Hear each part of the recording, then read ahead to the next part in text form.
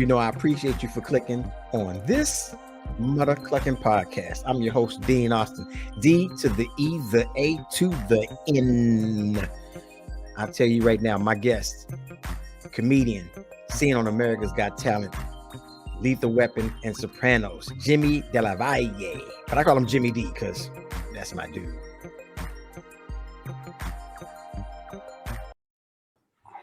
How you doing, man? I'm good, man. I'm good. Man, it's good to see you, brother. Good to see you too, dude. Jimmy D in the house. Jimmy Della Valle. Yeah. Jimmy DV. Funny. So, yeah. Man, it's good to say, hey, man. So you moved. You were in LA and you moved to Palm Springs. Yeah, man. I moved out here to this area. Trying to think. Let me see this thing right here. I'll put this right here. Why is it doing this? Was it you're going trying? There we go. There we go. There we go. You centered now. You centered. Yeah, I'm center of gravity. Yeah, nice. Man. Yeah, so I moved out there. Are we in the show right now? Or we just talking? Yeah, we rolling now, brother. Okay, cool. Yeah, no, man, I moved out here. It was crazy right away. I don't say exactly where I live because I got stalkers, I do. Right. It's kind of crazy, yo. But where you move is there's not too many Latinos, Italians, and Black folks, I'm assuming. Yeah, we have a lot of white people and more white people. Old white people. Yeah. Oh, because every show I do normally, right, especially on the ships, round of applause with the white people. But yeah, I love some white people. Where my Black people, where my Latinos, where my Asians here. Yeah. When I do the casino, I'm like, yeah. So do we have any white people? All right, that's about it. Yeah, we're good. We're good. Oh, good. That's how it should be, brother. That's how it should be. And you're originally from New York, though. Oh, yeah. Originally from NYC. Yeah, well, it's so funny because this was Sinatra's home, man. Frank Sinatra was living here, and his best friend Jilly Rizzo, who I actually auditioned to play Jilly Rizzo in the new series, The Offer, that's on Paramount. Oh, nice. And I didn't get it, and I think the only reason I didn't get it was they went with a guy who was like much more losing his hair. He looked a little older, and the actor's name was Ron Roget, who's on Stranger Things and stuff. And I hit him up, and I said, "Hey, man, congratulations!" But the part actually ended up. It was 3 episodes. It would have been great to do it because The Offer is a great show. It's a story behind The Godfather and how they never wanted to make it with Robert Evans. It's pretty amazing. Oh, wow. Well, it's a compliment to you, because it means you're handsome and you have your hair. Yeah. Handsome and have hair. Your next role is Chippendales. You'll get that one. Well, it's so funny because I did, that's one of my jokes I do. The Chippendale. I used to be a Chippendale dancer. Now I'm lucky if I'll still be a Chips Ahoy dancer. Right. And the silly thing about that is I wrote this TV show for Doug Benson, and it was called High with Doug or something, or High Court. It's on Comedy Central, and me and comedian Tim Homian wrote it, and I was suing my character was suing Tim for tons of money for that joke, because Tim had started doing the joke because my dad's like, you should do that joke, and he's like, well, Jimmy's in LA, so you could do the joke now. Tim's like, well, I don't feel comfortable. So then the whole thing was Tim was doing the joke, and then I was suing for thousands of dollars, and Doug Benson goes to the bailiff. He goes, look, the joke's not that good, but I'm sure he sells it every night. And then he goes, and start smoking weed, because his whole thing was the judge that smokes weed. I don't know if you ever saw it. Yeah, well, that was it. Oh, that's great. That is funny. And but the good thing about it, even though you moved, there's a lot of submissions on for auditions via Zoom or whatever. It's all in-house now. You don't have to even go anywhere. Yeah, no, I just did the new I just auditioned for the Sterling what was his name? The racist the Sterling the guy who owned the Clippers. Oh yeah. I know you're talking about. Yes, I, yes. Cool. Donald Sterling. So I just auditioned for that yesterday, and right So, here in the crib. and you were gonna be him? No, no, no. I auditioned Oh, to play one of the one of guys the that guys that uh, right. a reporter. But it was just so great because I told my wife, I said, "Look at that." I go, "You put me on tape, and we did this in like 10 minutes at most." It was like, I've uploaded it to EcoCast, and then we out. No And then that was it. driving, no No traffic, driving. no have to hassle being there on time, and you could do as many takes as you want. If you don't Right. like it, you don't submit it. You be like, I don't like this one. I'm gonna send the Yeah. next one. Yeah. And the good thing about it, since you mentioned you married, you have a partner that actually can help you, which is really good. Oh yeah, yeah, yeah. So She reads with you and everything. well, yeah, she reads and she's great. I Oh, put her in my sitcom. My sitcom on Amazon Prime, Not for Nothing, mhm. and she played the casting director. And anyone that knows her is because she's kind of in the shadows, like as my character's auditioning for something, and she's like real like nasty and this and that, and people are like, is that your wife who played? Because she was hilarious. I'm like, yeah, that's her being serious. That wasn't acting. That's how she is. Wow. Yeah, because and then I haven't. Does she have an accent? No, well, she's from Brooklyn, but she is Costa Rican. Okay, So so she she speaks doesn't Spanish. have it. It's so funny because in my act I do that you know, I and I know. say, I I go, know. honey, how come you don't take care of me down there? I know kiss at a pee because I go, first off, don't call it the pee. Don't call Right. it and I Right. go, she don't actually don't sound like that, folks. Right. But in That's a my funny head, bit. that's what Yes. I hear. Yo, Yes. I don't eat a pee. I know picky punish. She don't sound like that. That's just how we hear it. Yeah, exactly. Because that's your wife, and you know where she's from, and Right. most people. And when you sell the joke like that, it kills because they picture your wife being that way. Because if you made her sound just like American, it wouldn't hit as much. So when you put that twist on it, it kicks. Yeah, yeah, and it's funny too because sometimes, like I was working with Tommy Drake the other day, who's like a legend. If you know Tommy Drake, Mhm. he toured with Cher and all that, and he's on the ship with me, and he was watching all my shows, and he said, he goes, yeah, man, he goes, it's great when you do it just a normal voice. He goes, but when you kick into that Spanish voice of your wife, oh man, it takes it to a whole new level. Right. And It I was does. like, yeah. So I'm trying to push it more, but every once in a while, I just do a normal voice with her, you know. But Wow, that's amazing. Like I said, it's good to have someone that can actually read with you and help you. that's the thing about being married almost 20 years. It depends on the day. If we're having a fight, it's not 20 the years. best. Come on, man. You haven't been married 20 years. 20 years? Yo, yeah, man. I'm going on 19 next month. Next That month, is that man. is nice. Yeah, you Yeah, still no, look young. So 20 years. When you start, you must have started when you was in elementary. no, man. I'm 50. I'm 50, Man, that's man. good. 20 years. That's a beautiful thing, man. And you got that's your ride or die. You're not going nowhere. When you get a certain age, you just don't go. You're like, you know what? We're here to the end. We're not gonna break us up.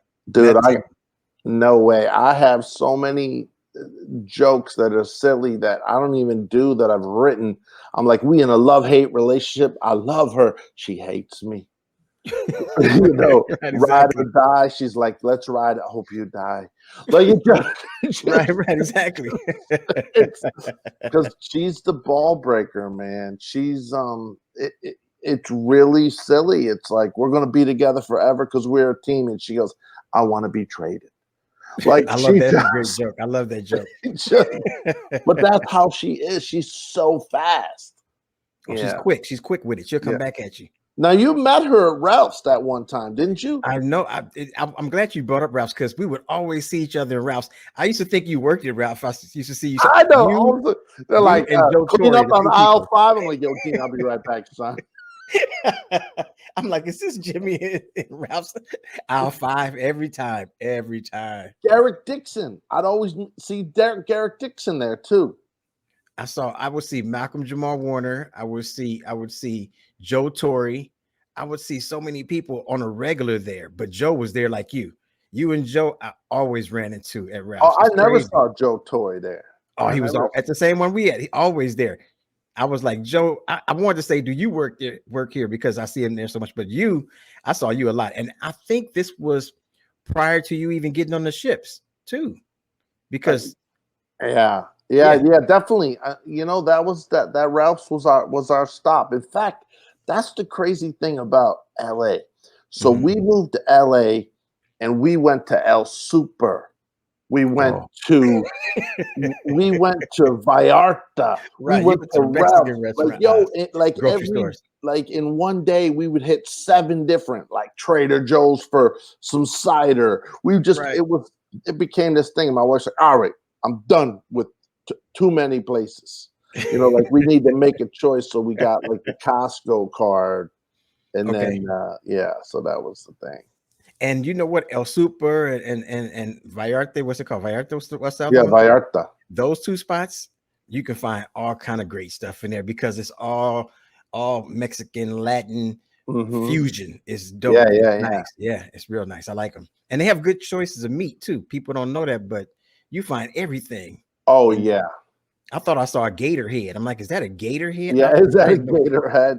I could not believe it. Those little hoofs. They got those chicken feet. They got chicken feet like yes. Son of a gun. Yeah. You ever had that? You ever had that, Jimmy? Yeah, I've had it. I've had it too. My brother's wife, she's from Louisiana, and her brother brought some. And I didn't know why these feet were sticking out of the pot. And I'm like, hey man, what is that? He said it's chicken feet. And I didn't want to try it. Had the little nails on it and everything, right, Right. So you eat it, you suck on it, and then you pick your teeth with the toenail or something. Really weird. That's hilarious. So you did you guys move from New York together? Did you meet her here though? So no, man, so this is what happened. I was headlining McGuire's Comedy Club, which is now Governor's in Long Island, and I was with my best friend Tim, who created my TV show Not for Nothing that's on Amazon. He was with me, and his brother Greg, and he goes, hey man, let's go to the Hamptons. Like, oh man, I'm not even dressed. I had like a Iverson jersey on, like a muscle shirt, and I was in better shape, of course. And I was like, all right. So we went to this place called the Beach Bar, which was in the Hamptons, and my wife, she had on like a little summer dress, and she was skinny with top heavy and beautiful lips and everything. So I went up and I was like, hey, how you doing? Would you like to dance? And she said, she always tells everyone she loved that I asked her to dance instead of dudes that just be like grinding up on you, Right. You were a gentleman. Yeah, so I did that. Right. But she was kind of looking around the whole time. She was talking. Like, she was dancing with you and looking past you. Well, because that's what she said. Yeah, because she's like, geez, I leave Brooklyn to find Brooklyn. Like she was all like, want to find a rich Hamptons guy, and then she finds me, and we went to the bar. It was like this outside area of the bar, and I said, yo, I don't be buying girls drinks. I'm not no chump. So if you want a Coke or a ginger ale, or I'll even go for a Shirley Temple. To this day, she be drinking Shirley Temples. And her first thing out of her thing, she's like, so what do you do for a living? She goes, well, why are you in the Hamptons? She goes, you're living in Brooklyn. And I go, well, I'm a comedian. She goes, you're not funny at all. That was her, boy. You're not funny at all. And she bust your cojones just like that, huh? People don't understand, boy. You could call me racial. I'm Italian. You call me a guinea, a wop, whatever you want. But yeah, man, you're not really funny. Yeah, don't call me funny, right? Man, man, I Don't was call me doing not a funny. show one time. I was doing 2 shows, and I was headlining the club Levity Live, and this black dude. I just, I had I don't know what it was. It was just the issue with the show. It was something that was it just wasn't as good as it was, Right. And this is years ago, but I'll never forget it, man. And the guy goes, he had a white girlfriend, a black guy, and he had a white girlfriend. He was like younger, man. Like he was like a young brother, like in his 20s. And she goes, "Oh my God, you were so funny." He's like, "Funny? He ain't funny at all." And I was like, "Yo, I gotta respect it, man, because You have to, I because gotta." everybody's not gonna like you. That's just how it is. But And I'm a baller, so I had like a couple thousand. I'm like, "Yo, I bet you 1,000 if you come to the next show I kill. $1,000 to your 100. Put up 100." He's like, "Yo, bet, man, I'll do that." And he came to the next show, and I'm like, I bought him a ticket, whatever, just gave him a ticket at Levity Live, which is a right. great club. And then I rocked it, and he came right up to me, "Man, whatever, man. It is." He goes, "Yo, here's the 100, man." I'm like, "Yo, don't, just keep your money, man. Don't worry, man." I go, "Man, you killed my ego, man. You killed it. You made me eat humble pie." And, Right. and we have to eat humble pie every once in a while. You have to. It makes you better. It makes you better when you eat it. The same thing happened. Another story, and this was a big deal. I just moved to LA. I had a lot of heat. I just did a big pilot, and I came out to LA, man, and I was at the Ice House. And Bob Fisher was like, he watched me, and I did okay, and he goes, but it was just like a guest set or whatever it was, and I said, "Hey, so what'd you think?" He goes, "It was all right," and I said, "Well, you know what? I'd be willing to feature." This is like over 20 years ago. I go, "I'd be willing to feature." At first, he's like, "I gotta be honest with you. I don't even think I could give you another guest set. I'm sorry. Maybe we can revisit this in a few years." And I was like, "Few years? Man, who are you?" Like, I was so mad. And I was like, "Let me get out of here before I do something." He goes, "What do you mean?" I go, "I just need to leave."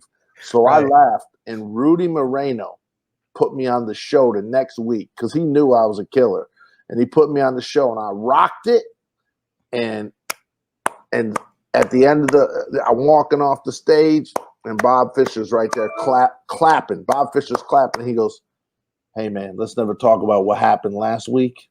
You're in." And he gave me a date headlining. I think it was like 2 months later.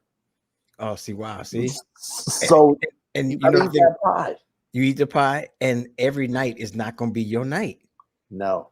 Every night, you can't have perfect shows every night. That's just not going to happen. That's just impossible. No.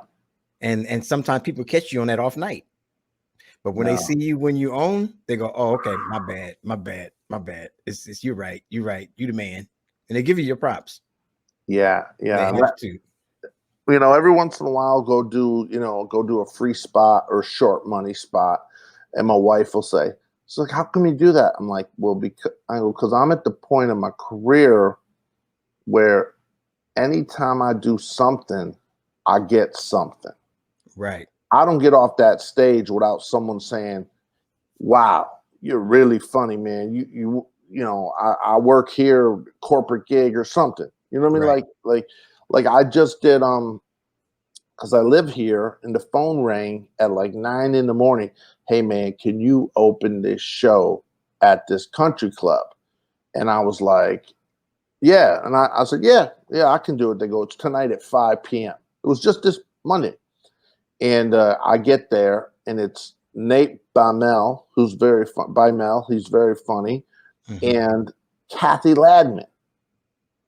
I never worked with Kathy Yeah. Ladman, but we know Very she's a funny. legend. Yep. So I go up and go first and rock it first. Like, I'm the first person. Take the bullet, just rock it. And Kathy Ladman, who I think is one of the queens, she's like there at her table, going like that. She goes, "Wow, that was so funny. Oh my God." I was like, "Thank you so much. I appreciate it." It means a So lot. Right. yeah, man. But the thing is, so I do that show, and then there was somebody there that was visiting their 55 plus situation with their mother, and he gives me this card. He's like, yo man, he's like, I'd love to have you. We do, I live out in San Francisco, I'm visiting. He's like, I own a company. He's like, would you do a Christmas party? And we started talking money, and the money was up there, and I was like, whoo. I said, okay, yeah. And that's because you took that gig. You didn't have no ego. You said, let me just go take this gig and get on stage. Mm-hmm. And speaking of egos and road stories, my boy Brian McCree, very funny comedian, told me to tell you what's up. Oh, and he told me, he had a funny story. He told me when he first met you that you were with another comedian and you guys were sitting in the comedy condo and y'all looked like mafioso. He said he was scared. He said he thought y'all was gonna rob him or something or beat him up. That's so fun. Brian is my man. I wrote his tagline that I think gets an applause break. Oh, really? Yeah. It's the joke with the peanut joke, and he does the thing. What people call the Brazil nut. You know the joke? Yeah, no, right? The joke. Yeah. So he says, and then so I said, yo, so take a beat as they're laughing and say, and that's how I became white on my uncle's side, because his uncle's white or whatever, and it gets, and he goes, man, he always loved that. I love Brian, man. He's Brian, wonderful person. That's a great joke, and I'm glad you gave him that tag because I know that joke very well. Yeah, he's so funny too. He's so funny, very funny, very humble, and just a nice guy. I wanted to get him on ships, but he was scared to I don't know. He said he was with you and he had an issue. Yes, you were tugboated, but there was an issue, big issue. There was a fire or something. So what I'm saying is, I guess he just doesn't have good things with water since he's from Flint, Michigan.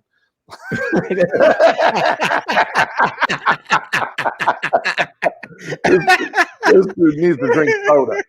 That is hilarious. That's funny. That's true. Water just doesn't do him right. Water is not good for Brian McCree.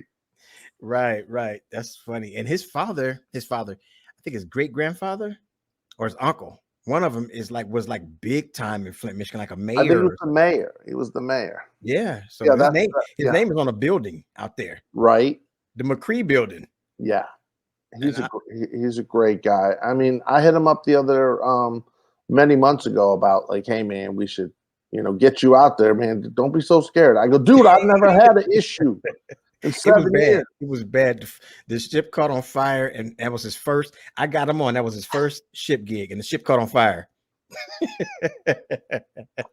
And we got stuck.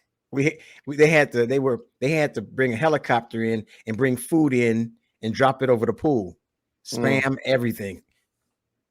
What do you grab first? Like, do you grab your laptop, or when you run out thinking it's on fire? Yeah, what do you grab? I don't know. I mean, I think people would grab their cell phone first, I think. But you have to grab something, But the fire, the sad thing about it is they were running through the hall with the suits on. Right. Like the movie Backdraft. And they were asking, is everything okay? And the guys were like, no, everything's fine. But you saw smoke behind them. So, they weren't telling the whole truth. Didn't want anybody to panic. But I will say this. All the Asian passengers, you know how they do the boat drill? Right. The Asian passengers were at their station waiting. Everybody else was like just wandering around nervous. They had the vest on. They were, that. They was ready. And I was like, wow. That's so crazy because it's so funny because one of the jokes I do, I have these little ship, little gems that I do anytime, like, this is your captain, medical emergency, please, we will be removing the man from the thing. Please don't take pictures or don't stand around. Please just go about your day. So then I open my show every time after you'll hear that thing. Man, it's great to be here, man. I didn't think I was going to get here, man. In fact, I didn't want to come to the show. I was up there taking pictures. I was climbing the ladder. They're like, get off the ladder. That's for the medical response. I do it every time. The host is like, yo, that's so funny. But it's like the one day I just tried it.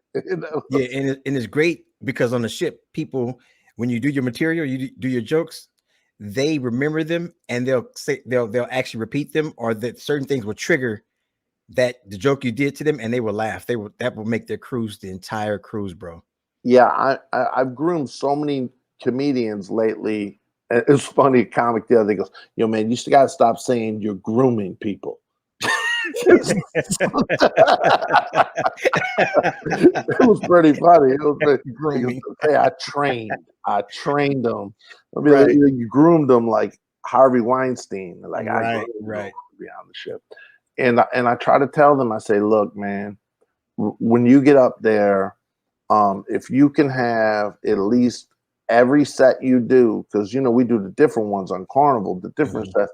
I say, if you can have a few minutes of the ship, or maybe an excursion, or Right. something like just a little joke like that, that's going to connect you instantly with the Instantly. audience. Instantly.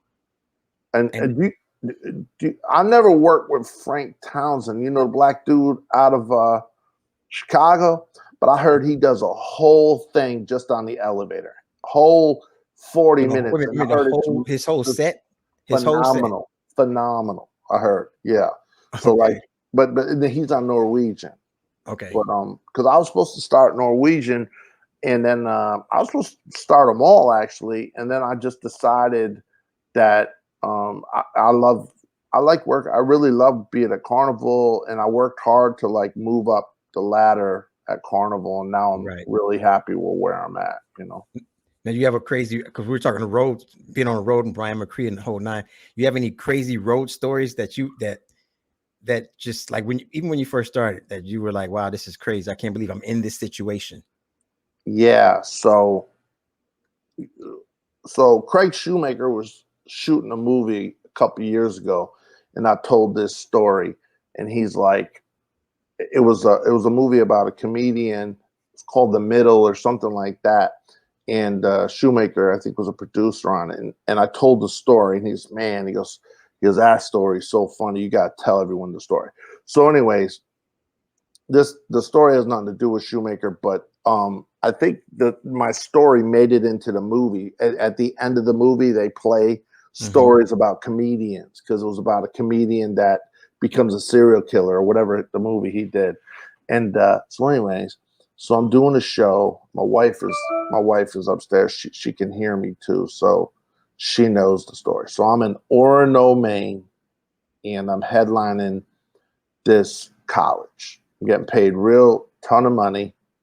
I booked it through NACA, and I go, and right away I feel that there's some bull crap going on, right? I don't want to swear on your show out of respect. So I'm like, okay, so I'm doing my show, and I don't like that I don't like the guy who booked me. I don't like everything that's going up until doing the show. I'm there. They're feeding me. They're whatever. You know how they're so, you need to meet this person. You need to sign an autograph. That they're so pushy. So I'm like, okay. So go, I'm doing my show. My wife is sleeping in the hotel. Now I do the show, and the show's going real good. And all of a sudden, a kid comes up and gives me a fruit cup. If you know what a fruit cup is. Right. So I'll let the audience understand. So he bends over in front of me, shows me his package, through, that's it's just hanging there. Come on. Yeah. And I'm like, yo, what's that about, man? And I kind of rip into him, and then he runs out of the room. And I'm like, yo, That's that weird. was crazy. That was crazy. So then he comes back, and now he's on the side of the stage. It's a huge stage in this. There's about 700 people. There's a huge stage, and now he's over here, and he's giving me a fruit cup on the stage. He's climbed up onto the stage, Come on. and I'm like, yo, this is crazy, man. What? yo, and I rip into him and I make fun of his Fruit private cup. parts and everything. His fruit Right, cup, right. you know. And then so we go through this whole. And then I said, yo, you know, you guys need to take care of this, man. I need to wrap this show up. This is silly. This is, you know, and I'm kind of swearing, you know. And then I say, okay, you know, I said, I gotta be honest. I said, you guys are from Maine. I'm from New York. So I might have to beat somebody down. I don't want to do it, but I'm gonna have to do it. And I take my belt off and I wrap it around my hand. Mhm. Like, you ever been beat down with a belt, with a buckle, Mafia style? Like, I get gangster, right? and the kid is like, whatever, and he says, F you, and he drops his full pants right down, thing out in front of my face. And then I go, that's it. Thanks a lot. Good night. I throw the mic. I run off the stage. He's pulling up his pants. He runs out the door.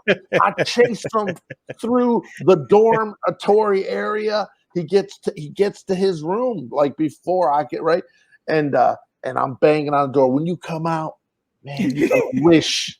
You know, you ever seen Bronx Tale? Now you just can't leave. Like, I'm getting crazy outside of the room. And this is over 20 years ago. It was hilarious. And I went nuts, and man, and I went back. Now I got to go back. Now I got to see this guy. His name was like Joe Marolo or something like that. That was the booker.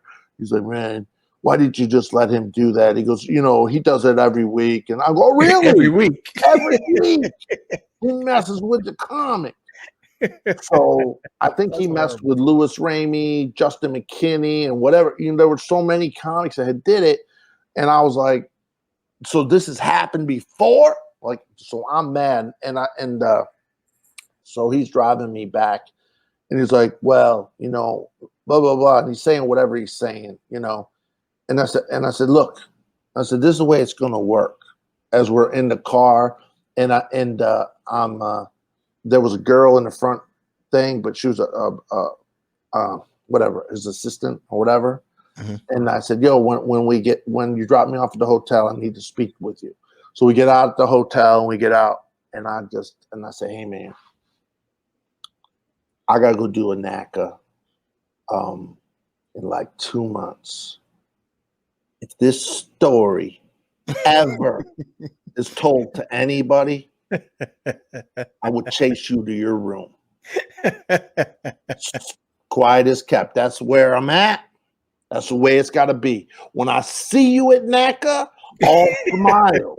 I want all smiles. I want you to, oh, Jimmy's so funny. And blah, blah, blah, blah. I don't want nobody hearing about this. Right. I tell the story if I ever tell the story. How old was this kid? Otherwise, I kill you and your whole family. and this guy's face was like this. He went back to the car. I never heard from him. I told my agent there was an issue, and then she talked to him. She said, oh no, Jimmy was great. It was no problem, like nothing. And anyways, I stopped doing colleges many years ago, but that was crazy. Oh, so this kid was a college kid. Well, the kid who did it was a college kid. Yeah, but the man was a man. Was a man, right. He was right. In his probably late 30s. You know, like you done that. Right. Where those guys are the program directors. Right. But he had no control. The show was just free. Yeah, you should just let it happen. It's no big deal. Oh, really? No big deal? I'm like, dude, it ain't like you do comedy once a month. You do it every week. Right. Every week. Every week. So no, it wasn't happening on my shift. So I went back to the hotel, and my wife is asleep. And I said, yeah, let's go. What? It's like, it's like 11, 12, midnight maybe. And I said, let's go. She's right. I said, let's go. I said, why are you yelling? I said, I got to get out of this state. I got to get out of Maine. I got to get out of Maine, get back to New York. So the best part of this story is I moved to LA in 2004. And there's a girl there, and she's running the place, the manager and whatever. And we become friends. and she finds out I'm a comedian, and she says, "Did you ever perform at Orono, Maine?" And she goes, I go, "Yeah." She goes, "I was there. Oh my God, we all talked about it for years about this comedian that would." That Chase, that's funny. That is hilarious. What a small world that she's the lady. She was in college at that point, you Oh know. man, So because we don't realize as comedians the effect we have on people's lives. no, man, they listen. I'm wearing this shirt right now because it's funny. It's paws. It's a cat going for the shark. You know, the little mouse up there. Now I'm going out to eat later today with a fan who's became a friend. It's a husband and wife. Now I'm on the ship 3-4 years ago, and I wore I had maybe less than or right before COVID, I think it was, and I had the paw shirt on, and I had a button up, but it was open, and I took a picture with her. She has 2 little black sons, and they're amazing people, and I took a picture with them, and they saw me, and I was on a panorama, I don't know, 6 months ago, and they take a picture with me, and they go, "These are our sons," and blah blah blah. And the boys came up, and they go, "Look," and they showed me a picture of me in the paw shirt with the same button up. Because my wife always says, she goes, "What do you wear? A uniform?" She's like, "Change it up, change it up." And I'm like, "No, it's fine, it's fine." And then once I saw that, I was like, "Okay, I'm going to change up my clothes from now on." That's Like good. like I'm in an orange jumpsuit, you know, like. So that's what happened. That's what that. So, anyways, I'm going out to eat with them, and I got the shirt on, and I know not to wear this shirt, even though I love this shirt. Because a lot of comedians, some comedians stay in New York that are from New York, but you came to LA. Did you want to come because of not because of weather or because of lifestyle? No. What made you come? Because you just wanted to get away from New York, or no, the kids in Maine? No. So I had 30. So in New York, I used to do about 25 to 30 sets a week every week for a lot of sets. Yes. And I came up with Patrice O'Neill, Rich Voss. They were pretty much my mentors. They were who I hung out with every day. And, I looked up to them, and I learned crowd work. Was Caparulo out there at the time? So no, Caparulo wasn't out there. I think he started in LA. Oh, okay. All right. Yeah. At the Comedy Store. Okay. I don't really know Caparulo. I know who he is, but Brett Ernst was my buddy when I moved to LA, and I was watching Sebastian create that character. He's like, "Hey, who's got the world clock? Who's using the world clock?" He's showing the cell phone, and I'm going, it's getting little laughs, and then you see him. He developed that character into it's just genius. What he does on stage. He's gotten big now, right? But but working with those guys, like I came up with DC Benny, Ben Bailey, every day we performed together. Eddie Ift, Artie Fuqua, Godfrey. This was every single day. So Mark Theobald, who's now that's my man, he was on Ships, and then he's one of the head writers of The Last OG, and he tours with Tracy Morgan. Right. He wasn't in that van. Please don't tell me he was in that van. No. Okay. It was after. But Artie Fuqua was. Yes, I heard he was. Yeah. So those are the guys I work with every single day in New York, and we did the urban clubs, and then we did the Def Jam shows, and then we did the regular shows, and we did so many different venues. So when I got on the ship, it was like, I've been here. I know this. Right. So you have all different types of, the urban audiences love me, the redneck audiences, that everybody. Because I was always taught to write my jokes universal. Right. And a lot of times in New York, we'd have people from Switzerland in the audience or whatever, and we're doing crowd work because there's, you end up doing crowd work plus material because you might be going up with 10 or 12 killers. So every night the show's killers. So some guys do crowd work, some guys just do stuff, and Right. it was such It was a a great training ground for sure. man. It was And great.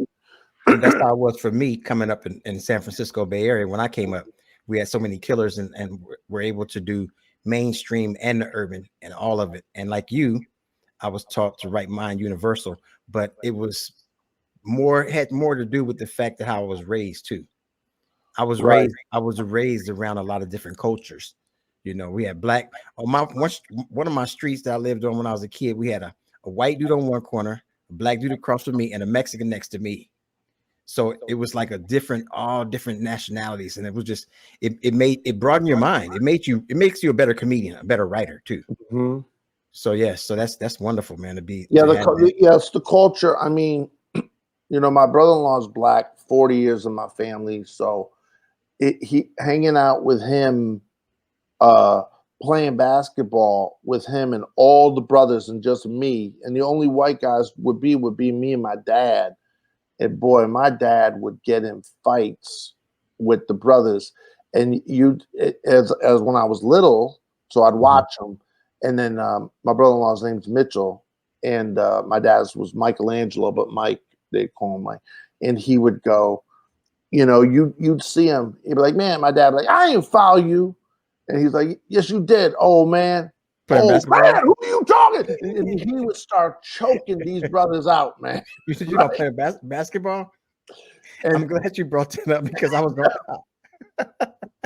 he would choke him, and my little short black brother-in-law would run over, who played Division 2 for Buff State. He would run over. He'd be like, yo, Mike, relax. He's like, yo, that's my father-in-law, man. He crazy, man. You got me. And then some of the other tall, big black dudes, that Bubba, this one guy, Bubba, that was that's an old school black name, Bubba. And he was definitely old school. He was Mitchell's best friend, and Bubba's like, don't be messing around, Mr. D. Yo, he'll kill you, man. And their brothers, and then we will all respect my dad. And my dad had like a two-handed three-pointer. He would shoot it like it was jam. It was crazy, old school. Because y'all remember, my dad was, so yeah, he was older, when I was born. So what's funny is that during my podcast, I have something called RQT time, which is random question time, right? Yeah. And it's just a random question. It has nothing to do with what we're talking about. It's just a random question. And you answer it and then you explain, you say why. That's your answer. Right. And it has to do with basketball. It's funny you brought up basketball. Right. You must have read it in my mind, but that's a dope one. So the random question is, if you were able or had to pick up a pickup game with Steph Curry, right? They say, hey, come on in here, Jimmy. And you only had 2 pairs of shoes to wear. It was either Crocs or Jellies. Remember Jellies? Yeah. You had to choose between those two. Which one would you wear and why? So a quick thing. I'm one of the first people, I do a joke about it on stage to this day, that had Crocs. I bought them on my honeymoon in Hawaii. Okay. And I'm walking around Brooklyn and dudes are looking at Crocs. Like people looking at me like, well, now everybody on the ship's got them. So it's not the most manly thing when you see dudes when they first in the beginning. You're right. They thought you was a little sweet. They like, why you got on Crocs? Yo, I'm with Steve Wilson. I just got off. We just did Hawaii, and Steve Wilson wears Crocs every day. Are they that? Okay, so they're comfortable. What you're saying? They're crazy comfortable. But if you go to get any air or go to do any, you would hurt yourself. You know what I mean? But they're very comfortable. But I mean, unless they were like tie-up Crocs, you break your ankle. So I think you'd have to go with Jellies. You go with Jellies? Okay, all right. Yeah, I think so. And since I'm fat, I go with peanut butter and Jellies. Well, I'll tell you one thing. Jellies, when it got real hot, like at above 100 degrees, Jellies used to melt on the pavement. Yeah. Because of the material. But Crocs are made really well, I'm assuming, because it doesn't matter how hot they are. They have a good type of whatever they put in that plastic or whatever is really durable. It's good. I still have. Yeah, where are they at? They're right over there. I still wear them. I don't wear them anywhere but to throw out the trash or to just go get the mail or something like that. That's it. And I just wear them, and then my wife sometimes will slide them on, and even though she got a little foot, but yeah, we wear them. So she has a pair also? No. No? Okay. She's got mine. Okay, got you. But mine Yeah. are old, and also I'll tell you one thing about Crocs. So you know how you people watching the ship, you be people watching, and people that wear Crocs will slip and bam fall on their butt, because if there's like the the water, sometimes it'd be like they be watering, like you did the Asian voice, and they're cleaning upstairs late at night on the Lido. You hit that water. Are you serious? Oh my God, yeah. Oh man, that's horrible, bro. Slip and smash hard.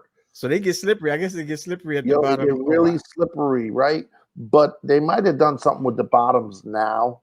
They might have fixed it. But man, I mean, I've done something where, like, I remember walking through the parking lot and it was wet, and it was in my building, which one I lived in an apartment. And I was like, when my legs went.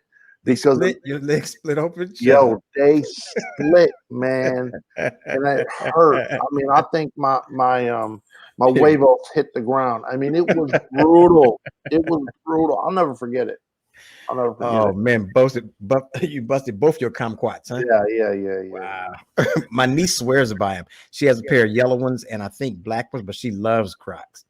She's in college now. She goes to UC Berkeley, and she's like, "Yeah, I'm gonna do I got me some Crocs. I got me some Crocs, Uncle Dean," and she loves them. She loves them. Her and my other niece both have Crocs.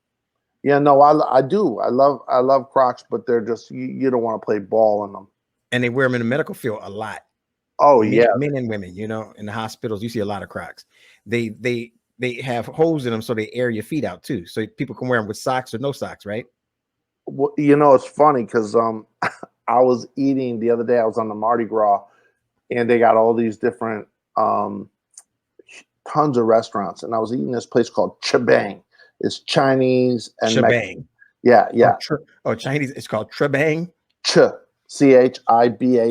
Okay, Chibang. And this lady is eavesdropping on me in the comic, and we're talking, and then she said, "Hey, I know you were talking about COVID and stuff," and she's like, "I take elderberry and this and that," and so I'd written a joke about it because she's like, I'm a nurse, but I'm on vacation.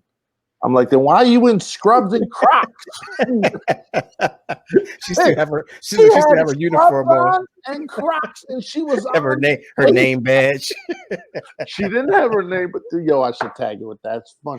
Yeah, dude, that's a good tag. Why you got? She had full scrubs and Crocs. And she's like, yeah, I'm on vacation. I'm like, but you mean you're a nurse on the ship? Oh no, right. no, back in Atlanta. Stethoscope, right? She had a stethoscope. She pulled up a little portable. Right. Yeah. She taking blood pressure around the ship. Yo, I'm telling you, she was full uniform. But she was talking like quiet, like she was being undercover. Like, yeah, I know you're the comics. I hate to be eavesdropping, but I take elderberries when it comes to the pandemic, and you're like, okay, all right. Yeah, no, it was funny, man. That is one thing. That I don't know if you saw. There was a situation that just happened with a racial slur. That just happened and went viral. A comic that said a racial slur on one of the ships and got fired. But that's the thing. Like, people don't. What these people don't understand, these comics, I go, look, we could talk amongst ourselves, but if there's other people listening to us, there is other people listening to us. Right. So if you want to swear and say everything, remember, we're representing the cruise line. Mm-hmm. This is a corporate event, man. We got to be very smart. So that's, right. I'm always. So this person wasn't on stage. They were doing it. No. He was on stage. It was. Oh, okay. Yeah. I'll talk to you about that off. Yeah, for sure. Yeah. No worries. It was crazy. Now, I saw your dry bar. It's dope, bro. You like it? Thank you. Yes, it's shown at the beginning of the show. It's I love when you talk about your family, and I'm thinking about. I was wondering where they got the name Dry Bar from. But it's unique, and I think as comedians we should have something different, like a wet bar. You Right. know, where we get drunk and just lay in recliners and do jokes or something. A little Right. wet bar comedy, and The, so the we Wet should Bar podcast. the wet bar, right? Right.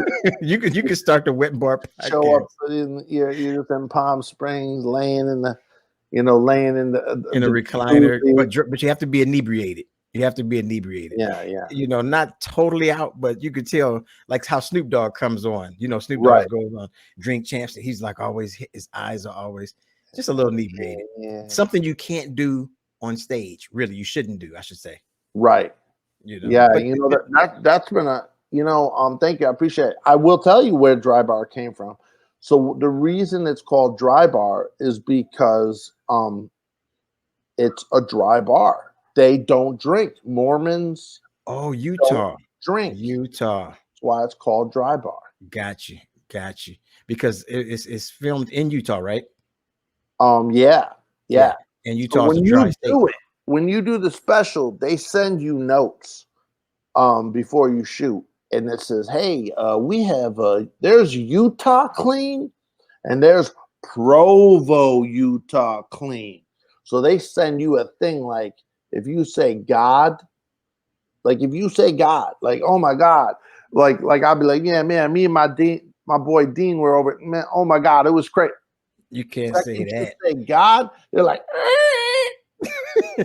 yo, everyone stops laughing, stop breathing. It's crazy.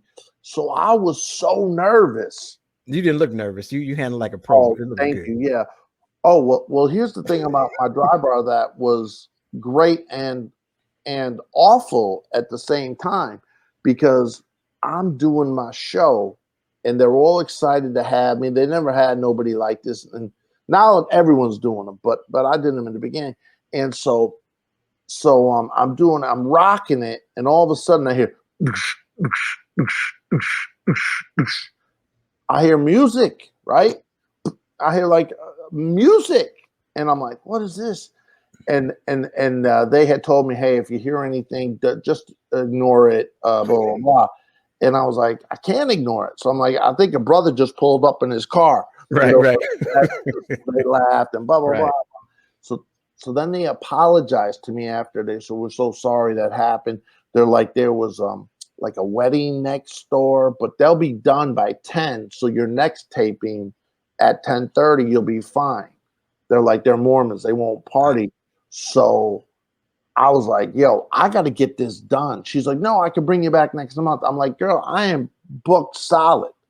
I got to get this done. So I was like, Laser focused, right? just laser focused that next set.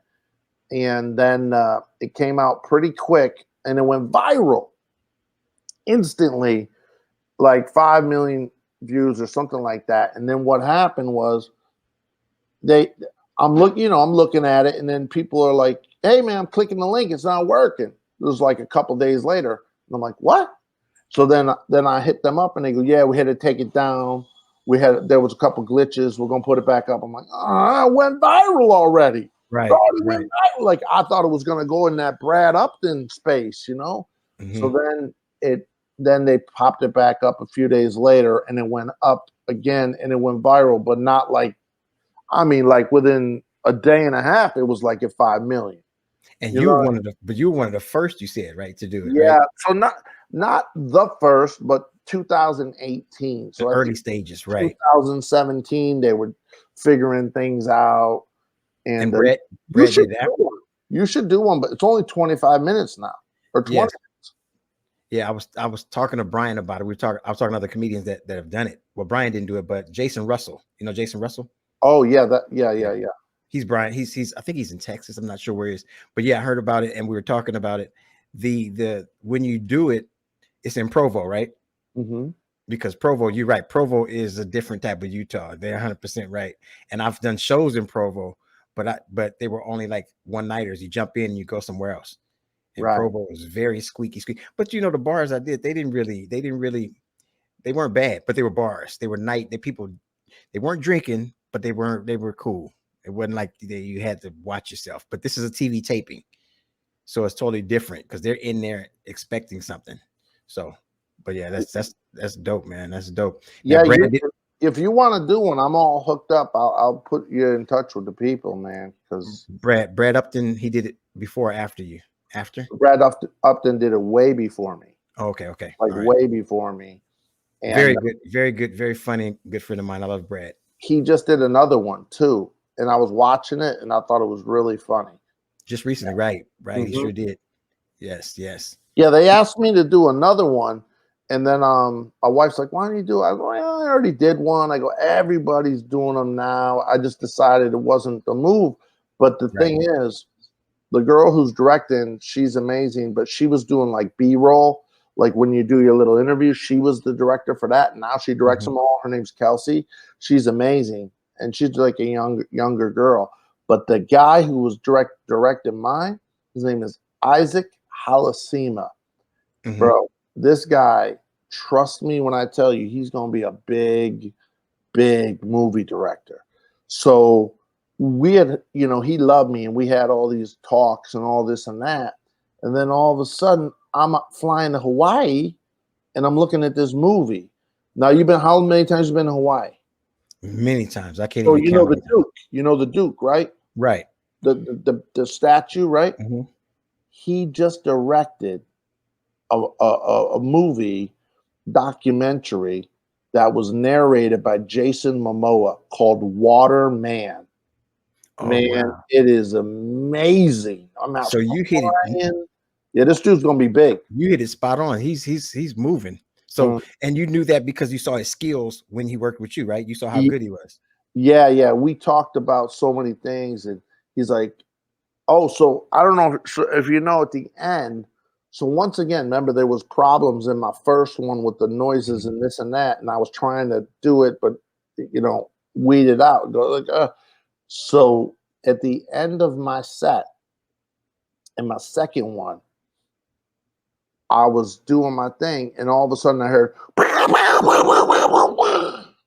and I go, "Whoa, what happened? Wait a second. No, we're gonna do that again." I was just wrapping up. I was like going like this. I was doing this whole energy bit and this whole, and then the guy comes up to me. Oh, so then I redid it, and then they get a big applause break, and then I got stand on, and I walked off, and then the food guy or whatever said to me, I was laughing so hard.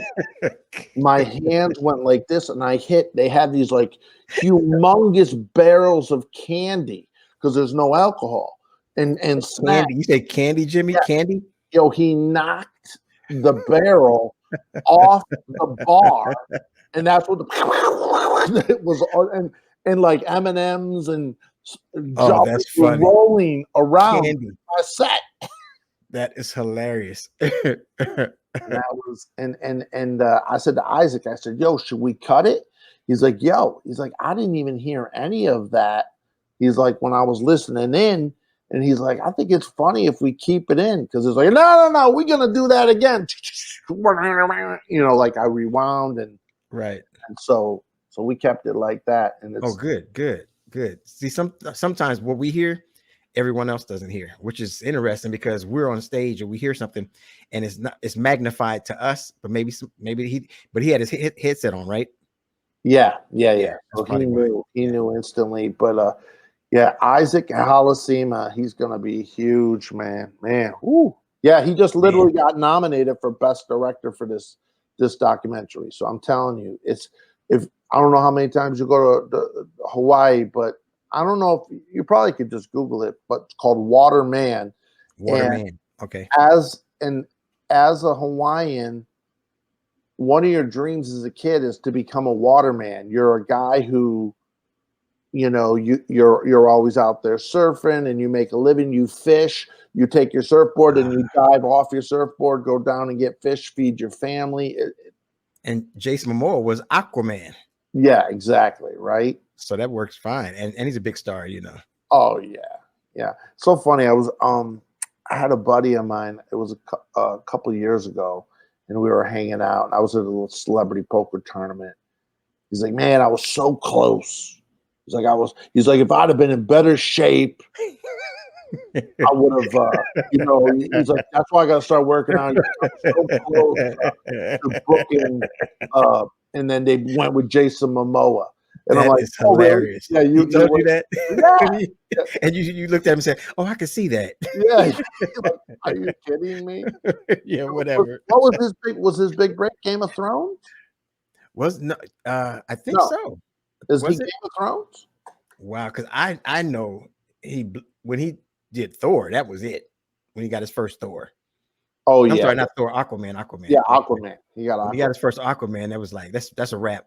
But was he in Game of Thrones? Was that his big start? I don't know what it was. I think it was. I think it was Game of Thrones. Wow. Yeah. They have a spinoff of Game of Thrones, I think. No, spinoff of Lord of the Rings. That's on Amazon. Something rings, you know. Right. I've never really paid attention so much to Lord of the Rings. I don't know if you've seen the whole thing. No, I've never watched any of it. And I was in New Zealand, and that's where they do it all, and I went there, and my wife's like, you want to go to see it? And I was like, nah. And so I didn't go to do it. We didn't go to they have like their little, where the hobbits and all that live. They have like a little village that Peter Jackson built, and you can go there. But that wasn't, I never saw it. My wife saw it. She loved it, but I never saw it. That's nice. That's nice. Well, my man, I'm not going to hold you up because I know you have a dinner engagement with your fans as well, which is dope. Yeah, I like that, and that's good because we as comedians, entertainers, we should connect with our fans, and we should do things like what you're doing is amazing because a lot of guys don't do that. They do not connect. They do not keep in touch. I have fans from the cruise ship in Canada that contact me all the time, want me to come to Canada or send me stuff just because they're fans. It's just crazy. So I like the fact that you connect with them and you talk to them. And I'm sure on the ship afterwards, you speak to them because there are some entertainers that just go, they do the set and they're gone. Yeah, I definitely do a meet and greet, even though I'm not selling stuff anymore. But I definitely do, or I do the pound. You get the pound, and hey man, thank you so much, and thank you so much. Right.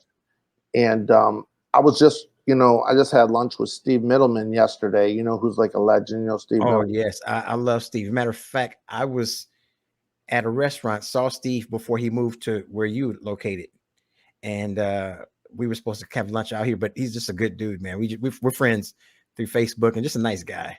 Well, yeah, I mean, if you want, I mean, he'll do this too. He'll do your podcast. He'd love to do it. I didn't even thank you. I didn't even think about it, but I love him. I love him. No, I'll he's definitely great. talk to him. But what he had said to me was, because he had only seen me do kind of dirty adult shows, so he came the other day with the Kathy Ladman thing, and he popped in and he said to me, he goes, man, he goes, I'd never seen you clean before, and you killed clean. And he said, and he goes, you connect so fast with an audience. He goes, these people were older people, he goes, they were in their, 60s, 70s, 80s. There was a guy in his 90s. He goes, and the connection was no different than what you do in a regular show. And I said, well, that thank you so much. Cause I mean, cause he came up with, I don't know if you know that with Steve Middleman, Eddie Murphy doesn't do an interview without complaining about Steve Middleman. Oh, really? Oh my God. He was on Mark Maron. Any interview he does, he goes, stupid Steve Middleman beat me in a contest. That is hilarious. And that's how me and Steve actually became really good friends. We started talking about it. So yeah, that's something you could talk about. Okay. I didn't know. I have to reach out to him. I haven't spoken to him in a while since his move. And yeah, I'm gonna give him your info if you don't have it. Yeah. And I'll reach out to him as well. This was great. Are you gonna put any tags or anything or with the podcast and send me the link so I can post it? Yes, I'll send you everything, my brother. I want to say this too. I want to say thank you for coming and coming on and putting out your energy, your comedy knowledge, and also sharing the mic and the screen with a brother. I appreciate you, man. Oh, you're the best, man. Coming on this MuddaCluckin podcast. It's a blessing to have you, man. Thank you, man. I appreciate it. You This know, this was so much fun, and you're a great listener, and that's what makes a good host as well, as a thank great listener and chime in when you need to chime in. So thank you, brother. I appreciate you. You know, we go way back, yeah, like old lawn chairs. You know, we go way back. You know, so we'll keep it going, keep the funny going. I'll get out your way for sure, because you know, I want to. I like where you are, and it just be nice to hang and see, even see Steve. You know, because I oh know you. yeah. We'll definitely do a thing, and when you come out here to the casino, we'll get you too. Okay, for I sure. don't know if I'm here for that date, but if not, we'll That's figure okay. something out. All right, We're not far. We're close. all right, my man. All right, my brother. Be All easy right, now. Take thank care. you. All right, one. Peace.